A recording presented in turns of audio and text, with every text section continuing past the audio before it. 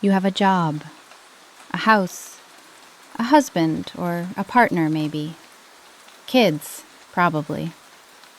A 401k you contribute to because someone told you to years ago, and you haven't looked at it in 8 months because looking at it makes you feel something you can't name. You are, by every external measure, fine. And yet, somewhere around 2 a.m., you are running numbers in your head. Not because something happened, not because there's a crisis, just because your brain won't stop doing math that terrifies you. You're calculating what you'd have if it all fell apart.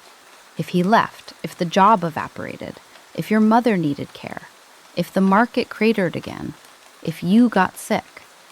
You're not catastrophizing, you're planning.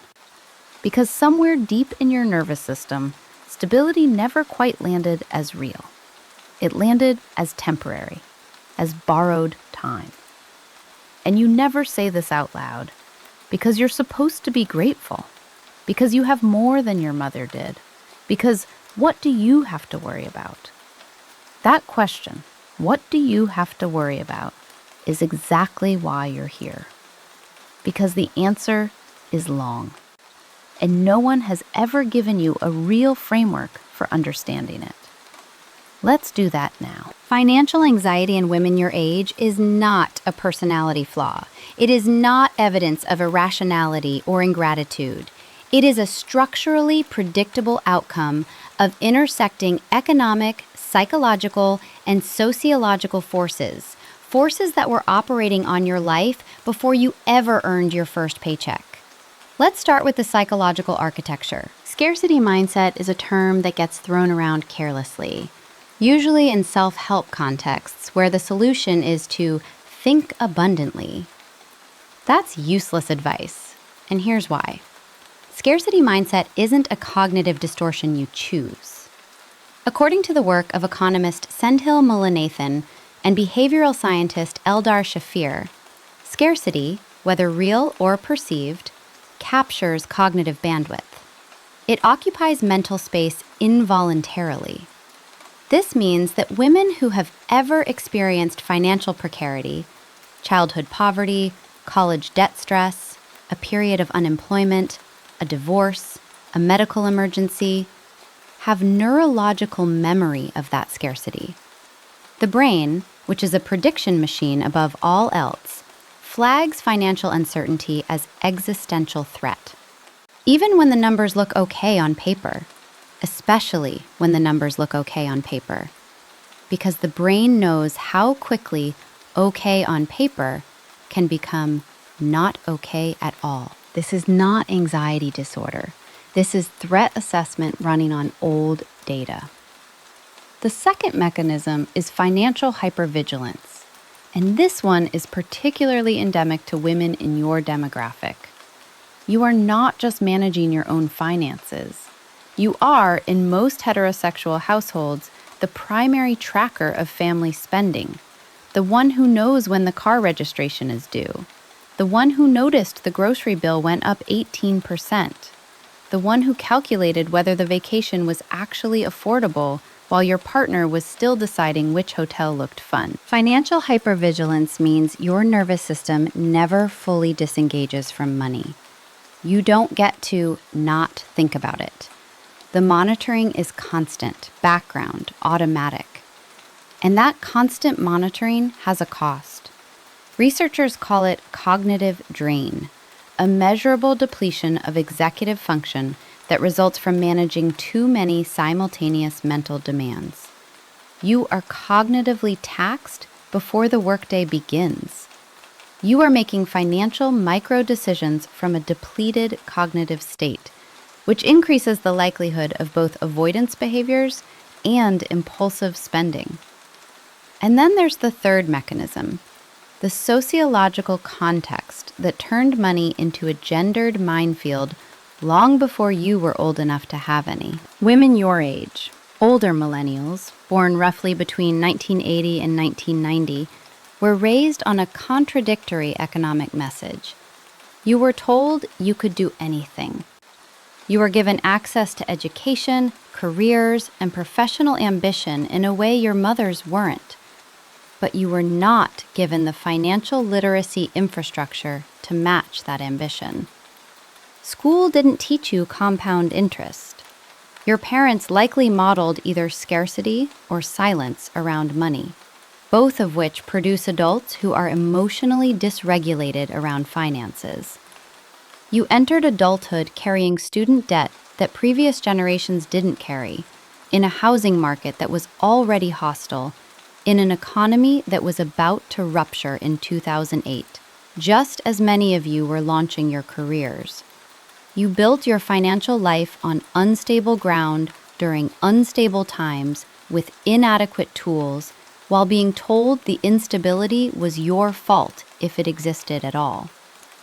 The anxiety you feel is not irrational. It is the accurate emotional read of an objectively precarious history. Here's a question I want you to sit with. Not answer immediately, just hold. If your household were a business, what would your job title be? Not your career title, your household role. Because if you're like most women in your position, you are the chief financial officer, chief operations officer, chief emotional officer, and head of risk management, simultaneously, without a salary, without equity, and without a succession plan if you burn out. The household runs because you are running it. And somewhere in your body, you know that if you stopped running it, it would not simply continue without you. Now ask yourself, when is the last time anyone ran you? We need to talk about invisible labor, not in the abstract feminist sense you've heard before, but in the specific, granular, financially consequential sense that applies to your daily life. Invisible labor is the work of anticipating what needs to happen so that everyone else doesn't have to. It is the mental load of tracking expiration dates, scheduling pediatric appointments, remembering your mother-in-law's birthday, knowing that the car insurance renews in March and the premium went up and you should comparison shop, but you haven't had time. Noting that your kid needs new shoes in the next 2 weeks. Calculating whether the family can afford the school trip without overdrawing next month's account. None of this appears on any ledger. None of it is compensated. And critically, none of it stops when you sit down at your actual job, the one that pays you. We need to talk about invisible labor, not in the abstract feminist sense you've heard before, but in the specific, granular, financially consequential sense that applies to your daily life. And here's the financially specific consequence. When cognitive drain is chronic, when you are consistently operating from a depleted cognitive state, your financial decision-making degrades. Research from Princeton and Harvard shows that cognitive scarcity impairs decision-making equivalently to losing a full night's sleep, or dropping roughly 13 IQ points in fluid intelligence tasks. You are making budgeting decisions, savings decisions, investment decisions, and spending decisions while cognitively compromised by the invisible tax of running a household. This is not laziness, it is not disorganization, it is the inevitable arithmetic of a system that undervalues your labor and then blames you for the errors that result from undervaluing it. Here's what this looks like in practice. You had a brutal week. You managed 3 crises at work, handled 2 conflicts at home, negotiated a household budget argument, helped your kid with a project, and fielded 2 guilt calls from a family member who needed money. By Friday evening, you are not just tired. You are depleted in a specific neurological sense. Your prefrontal cortex, the part of your brain responsible for long-term planning and impulse regulation, is running on fumes. And your limbic system, the emotional, reactive, survival-oriented part, is compensating. And in that state, you open Amazon, or you book the vacation, or you say yes to the expense you'd been avoiding. Not because you're irresponsible, because your depleted brain is reaching for relief. And spending is fast, accessible, and immediately rewards you with a neurological hit of dopamine and a temporary, illusory sense of control. This is how invisible labor and cognitive drain become a financial liability. And it is a liability with a name. Emotional spending is one of the most misunderstood financial behaviors in the mainstream conversation about women and money. It is almost always framed as weakness, as vanity, as the latte factor writ large. The idea that women's small, impulsive purchases are why they can't get ahead financially. That framing is both insulting and structurally inaccurate. Let me give you the actual mechanism. Emotional spending is not random. It is a predictable, neurologically driven response to chronic stress and emotional suppression. When your stress system is activated, and for women managing careers, households, children, and aging parents, the stress system is almost always activated. Your brain begins seeking what researchers call compensatory behaviors. Actions that restore a sense of agency, pleasure, or control when the broader environment feels chaotic or threatening. Spending is a compensatory behavior with a very specific neurological profile. The act of purchase, particularly online, activates the dopaminergic reward system. The anticipation of receiving a package activates it even more strongly than the actual receipt. This is why cart filling happens when you're stressed, even if you never complete the purchase. The selection, the imagining, the small act of choosing, all of it provides a momentary neurological interrupt from the stress signal. But the financial consequences accumulate. And then the financial consequences become additional stressors. And the additional stressors drive more compensatory spending. This is the feedback loop that transforms occasional stress purchases into a pattern of emotional spending that feels impossible to disrupt, because disrupting it means sitting with the original stress without relief. And the brain is evolutionarily motivated to prevent exactly that. What are women your age typically stress spending on? The patterns are consistent and telling. Home goods and organizational products, the illusion of control. Personal care and self-improvement items, the illusion of investment. Clothing that makes you feel professionally competent. Food delivery when cooking feels like one more demand on a depleted system. And critically, gifts. The guilt-driven, preemptive relationship management gift. The gift you buy your child, your partner, your parent, not because there's an occasion, but because you feel like you haven't been present enough. And spending is faster than presence. That last category is worth pausing on, because buying gifts for people you feel guilty about neglecting is not generosity. It is financial self-punishment dressed as love. And it is extraordinarily common in women who are overextended, underappreciated, and running on cognitive drain. You cannot give them your time because your time is already fully allocated to survival. So you give them money, which is your labor converted to currency, which means you are converting your finite hours of life into objects, in the hopes that those objects will do the emotional work you are too depleted to do yourself. And somewhere in the back of your mind, you know this. And that knowing generates shame. And shame generates more stress. And more stress generates more spending. This is not a character flaw. This is a closed system with no natural exit unless you deliberately engineer one. Stop for one moment. Think of the last 3 significant purchases you made that weren't groceries or bills. Not the biggest purchases, the most recent ones. Now ask yourself, What were you feeling in the 24 hours before each of those purchases? Not what you were thinking, not what you needed. What were you feeling? If the answer involves any of the following: overwhelmed, invisible, resentful, guilty, exhausted, dismissed, or afraid, then you weren't shopping. You were medicating. And that's not a moral judgment. That's a diagnosis. And diagnoses require treatment plans, not self-reproach. Let's talk about what happens to a human nervous system when financial fear becomes chronic.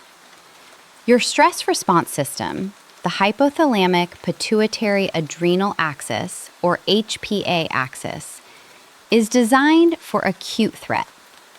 It floods your system with cortisol and adrenaline, sharpens your focus, and accelerates your decision-making in response to an immediate danger. It is phenomenally well designed for the short term. A predator, a car accident, a sudden confrontation. Your body mobilizes, you survive, the threat passes, and the system downregulates. What it is catastrophically not designed for is sustained, low-grade, unresolvable threat. The kind of threat that financial anxiety represents. There is no single moment when financial insecurity resolves itself. There is no fight or flight that ends the fear of poverty. The threat is diffuse, chronic, abstract, and future-oriented. Your nervous system cannot distinguish between a predator is currently chasing me and I am afraid of what my retirement account will look like in 23 years. Both activate the same cortisol cascade, and both produce the same cognitive and physiological consequences when they persist without resolution. Survival mode is what happens when the HPA axis stops down-regulating.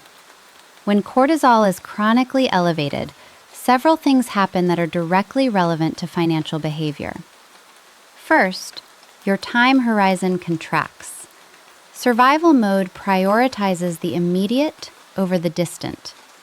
This is adaptive in acute crisis, disastrous in long-term financial planning.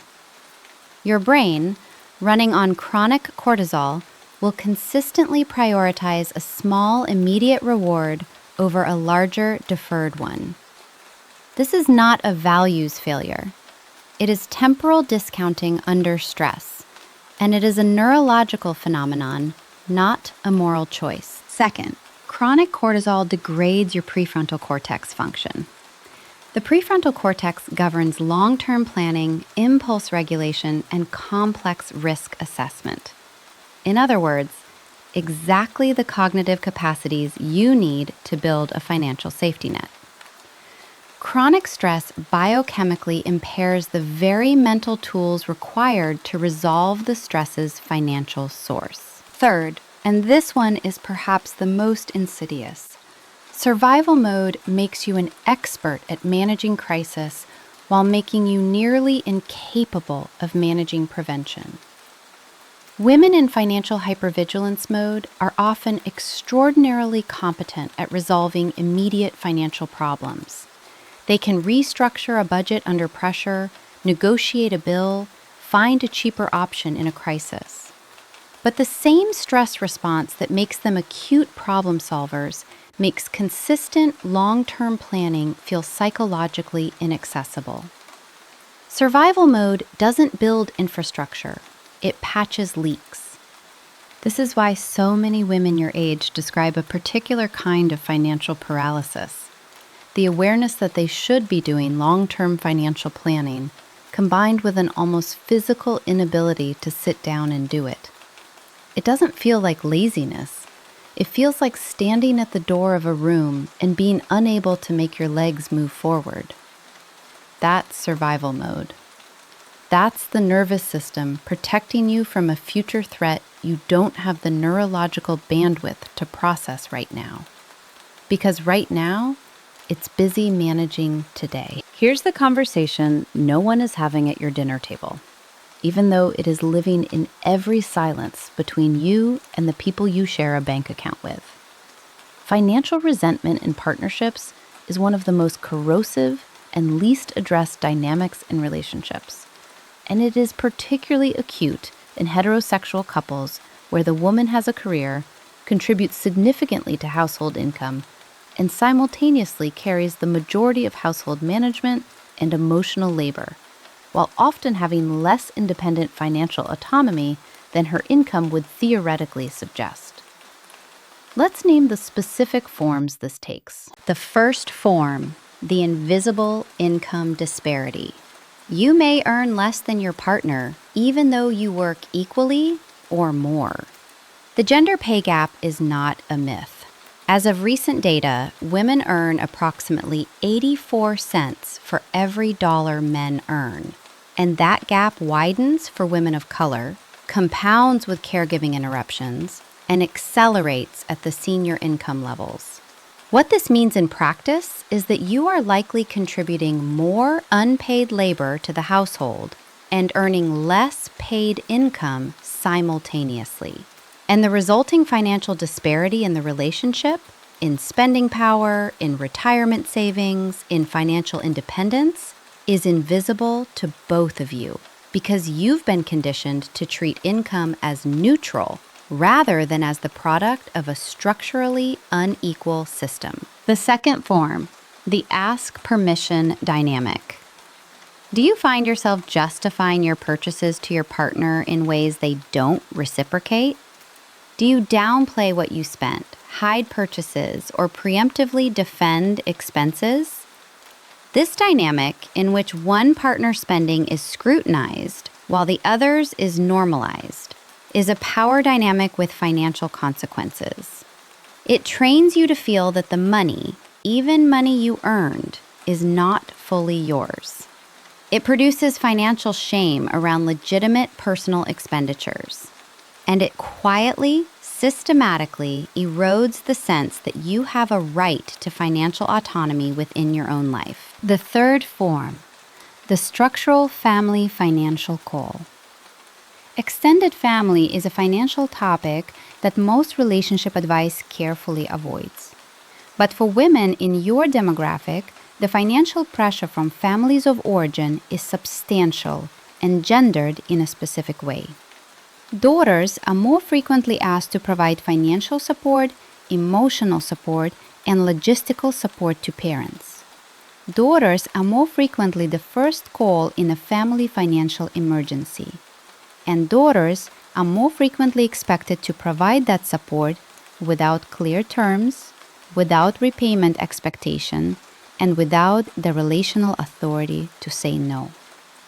This is not universally true, but it is statistically, sociologically documented. And the financial impact of being the family's default safety net while trying to build your own safety net is not a small one. The hidden resentment that grows from all three forms is rarely expressed directly, because expressing it directly feels like attacking people you love. So instead, it lives in the body.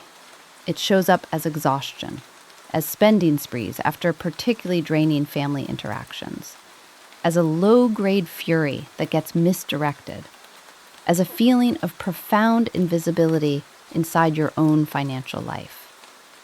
You are not ungrateful. You are not selfish. You are someone who has been quietly asked to fund other people's security while failing to build your own, and who has not had language or permission to name that dynamic until right now. Here is an uncomfortable question about dependency that I want you to think about honestly. If your marriage ended tomorrow, not because of drama, not because of crisis, just ended, would you be financially okay? Specifically, how many months could you sustain yourself independently on your current savings? Not the house, not shared assets, not what you'd eventually receive in settlement. You, your accounts, your financial position, right now. If that number is under 6 months, you're not financially autonomous. You're financially partnered, which is not inherently wrong, but it should be a conscious choice, not an invisible default. Financial dependency that you haven't chosen is not security. It's exposure. Knowing that you need financial boundaries and knowing how to install them are two different skill sets entirely. Let's work on the second one. Financial boundaries with a partner. The first thing to understand is that financial boundaries in a relationship are not about distrust. They are about individual financial health within a shared financial structure. The framing matters because I want my own money lands very differently than I believe that both of us maintaining individual financial agency actually strengthens our shared financial resilience. The tactical goal: establish a structure in which each partner has a dedicated personal financial allocation, a monthly amount that requires no discussion, no justification, and no accounting to the other person. Financial advisors call this a personal spending account, or simply pocket money. But the psychological function is significant. It eliminates the scrutiny dynamic, reduces financial shame, and ensures that each partner has autonomous access to resources. To initiate this conversation without it landing as an accusation, use language that centers the shared goal rather than the individual grievance. A phrase that works? I've been thinking about how we structure our finances, and I want to make sure we both have a clear sense of individual financial health. I'd like to carve out a personal spending bucket for each of us. No questions asked, no justification needed. I think it would actually reduce a lot of friction around money. Note what that phrasing does. It frames the boundary as a system improvement, not a complaint. It offers the same terms to both partners symmetrically, and it preemptively addresses the power dynamic by framing autonomy as normal rather than suspect.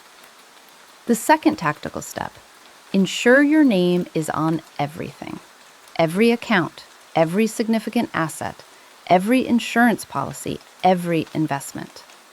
Not because you are planning for the worst, but because your financial visibility and access should not be contingent on the relationship's stability. This is not paranoia. This is financial hygiene. The third step: know the numbers. Not the approximate numbers, the real numbers. Your household's monthly expenses, the mortgage balance, the investment portfolio value, the life insurance policies and their terms, your partner's salary and your own precisely. Women in financially precarious marital situations are almost always operating with incomplete financial information about their own households. Information is power. Lack of information is vulnerability that you have tolerated because requesting it felt like you were signaling distrust. Knowing your household's full financial picture is not distrust. It is competence. Financial boundaries with family. This is harder because family comes with an emotional ledger that financial logic alone cannot address. The first principle: financial support given without terms is not generosity. It is an invitation to a pattern. If you give money to a family member once without terms, the implicit expectation of availability is established. This is not their manipulation, it is human psychology. People calibrate their expectations based on precedent. To establish terms, use explicit but non-shaming language. For ongoing request: I care about you and I want to help when I can. What I need to do is be honest with you about what my actual capacity is, so I'm not promising something I can't sustain. Right now, I can do once, but I'm not in a position to make this a regular thing. I want you to know that so you can plan accordingly. What that phrasing does: it leads with care, establishes honesty as the relational framework, gives a specific and finite answer rather than a vague deferral, and preemptively closes the door to repeated requests without requiring you to say no repeatedly. For recurring requests, the phrase that protects you most cleanly: my financial situation is tighter than it might look from the outside. I'm actively working on building a safety net, and I can't compromise that right now. I love you, and that's the honest truth. The key is repetition without escalation. If they push, you don't argue. You return to the same phrase. I understand this is hard. My answer is the same. This is not coldness. This is the maintenance of a financial boundary under social pressure, which is precisely the skill most women were never taught to practice, because the social cost of no to family was trained out of them early. Let's address what may be the loudest underlying fear in this entire conversation. You are in your late 30s or your 40s. You have a retirement account that you haven't maximized. You have savings that feel insufficient. You have been so busy surviving, so occupied with the day-to-day management of a career and a household and a family that you look up one day and realize that the future is closer than it was, and your preparation for it is inadequate. And the emotion that produces is not simple anxiety. It is a specific, acute form of dread that contains within it several converging fears.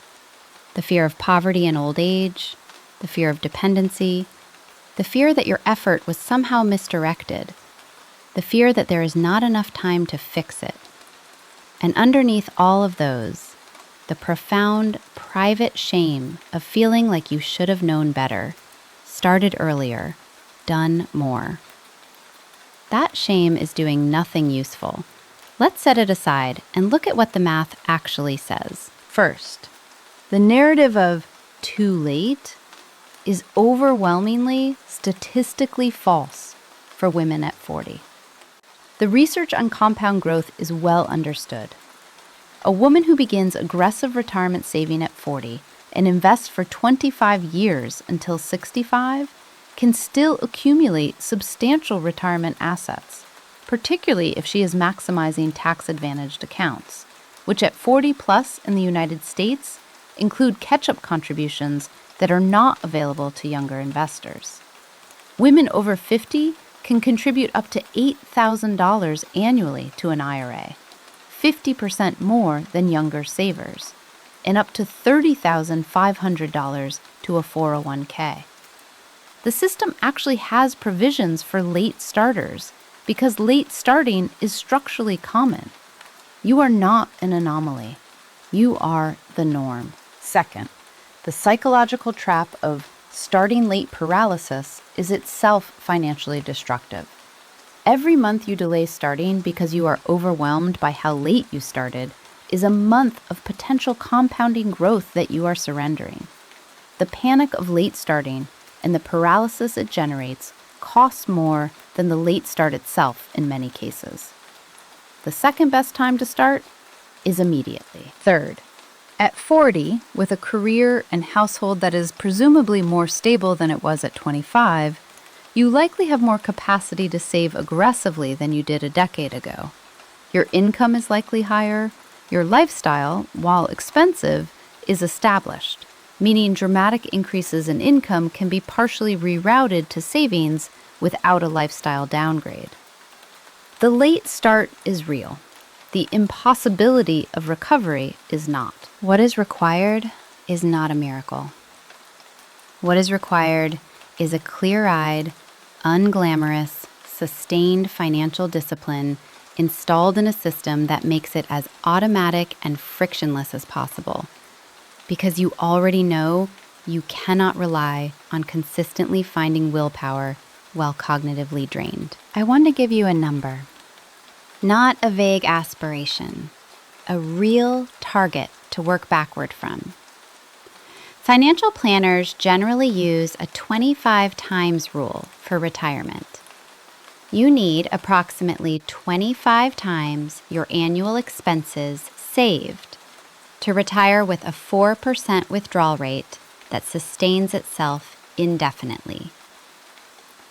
If you spend $60,000 a year, you need $1.5 million. If you spend $80,000, you need $2 million. Before you panic, that number includes Social Security income, which reduces how much you need to have saved. It includes spousal income, if applicable.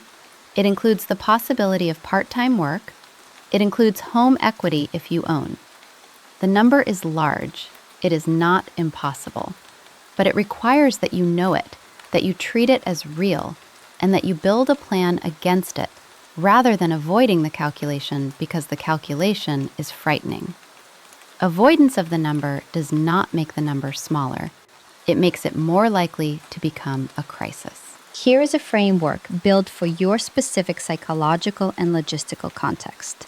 Not for a hypothetical woman with unlimited time and a perfectly stress-free brain. For you, cognitively drained, overextended, starting later than you wished, and deeply motivated now that you've named what's been happening. Step 1, the financial audit. Do it once, do it completely.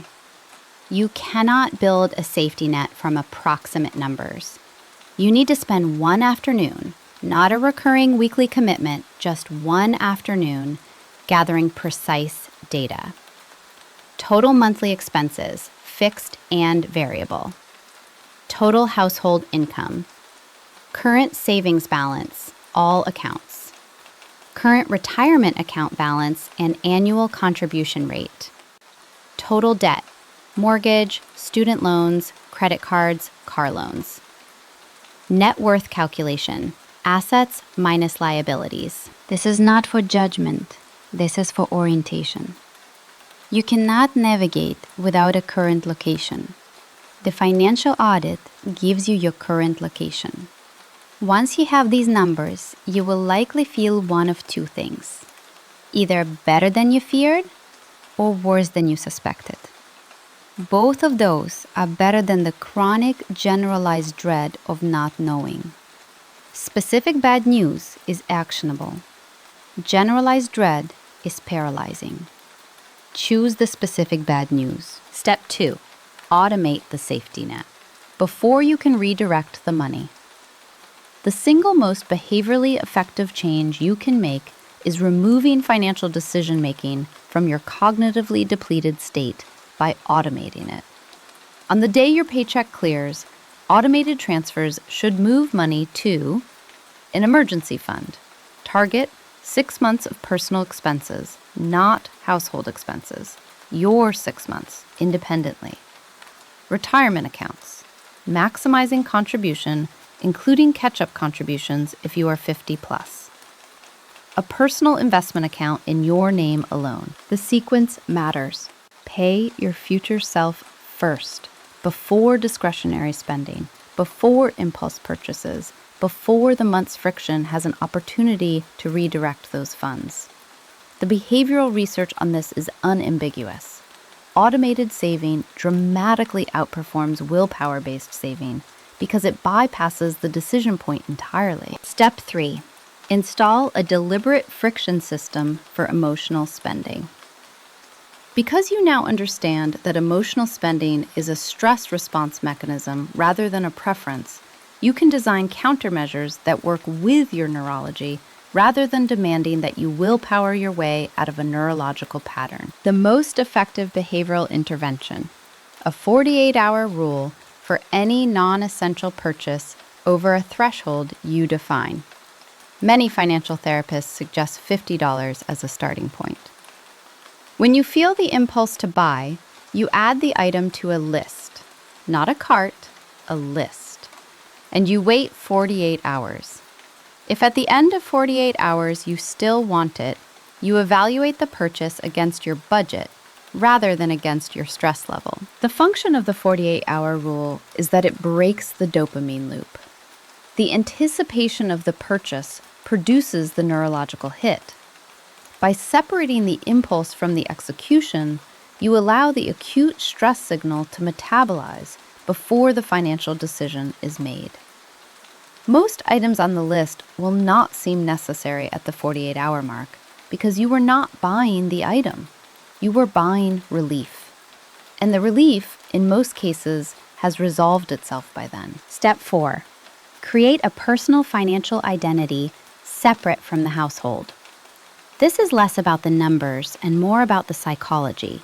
You need financial accounts, savings, investment, eventually retirement, that are in your name alone and that you manage independently. This is not about secrecy from a partner. It is about the psychological reality that financial identity requires financial autonomy. Women who have never managed money independently often experience a profound sense of vulnerability when relationships end or partners become incapacitated. Not because they lack intelligence, but because they lack the habit of financial agency. Building that habit now, while the household is stable, gives you both the practical resilience and the psychological confidence to maintain your financial identity regardless of what changes in your personal circumstances. Step 5. Financial learning as a non-negotiable, small-time commitment. You do not have 2 hours a week to read finance books. You have 15 minutes, occasionally on a good week. Design your financial education for that reality. Identify one specific financial concept per month to understand. Not a broad category, a specific concept. Compound interest, tax advantage account types, index fund mechanics, the 4% withdrawal rule, sequence of returns risk. You will not cover everything quickly, but in 2 years of 15-minute monthly education, you will have a foundational financial literacy that most adults never acquire. That literacy is not just practically useful, it is psychologically protective. Understanding how the system works reduces the fear of the system. Financial anxiety thrives in ignorance. Knowledge does not eliminate risk, but it eliminates the particular terror of not knowing what you're facing. Here is the final truth that I want you to carry out of this conversation. Financial autonomy is not a luxury. It is not selfish. It is not a hedge against your relationships or a sign that you don't trust the people you love. Financial autonomy is infrastructure. It is the load-bearing wall in the structure of your ability to choose your life. To stay in relationships because you want to, not because you cannot leave. To leave relationships that harm you, if that becomes necessary. To care for your children from a position of strength rather than desperation. To care for your parents without destroying yourself. To navigate crisis, medical, marital, economic, from a position of agency rather than dependence. The fear of poverty that wakes you up at 2 a.m. is not irrational. It is a signal from a part of you that has understood something clearly, that independence is not guaranteed, and that no one is coming to guarantee it for you. That part of you is right, and it deserves a response that is more useful than anxiety. The response is not to spend more carefully, though that matters. The response is not to save more aggressively, though that also matters. The response, the real response, is to decide, finally and without apology, that your financial security is as much your responsibility as anyone else's in your household. That building your safety net is not pulling resources from your family. It is building the foundation on which your family's stability partially depends. That being financially literate, financially autonomous, and financially boundaried is not the opposite of being a good partner, daughter, or mother. It is a prerequisite for being any of those things sustainably. You have been managing everyone else's financial anxiety while quietly drowning in your own. The work now is not harder. It is different. It is turning the management inward, building for yourself with the same ferocious competence you have been building for everyone else. You already know how. You have been doing it for other people for years. Do it for yourself. Now, with the time you actually have. That's all.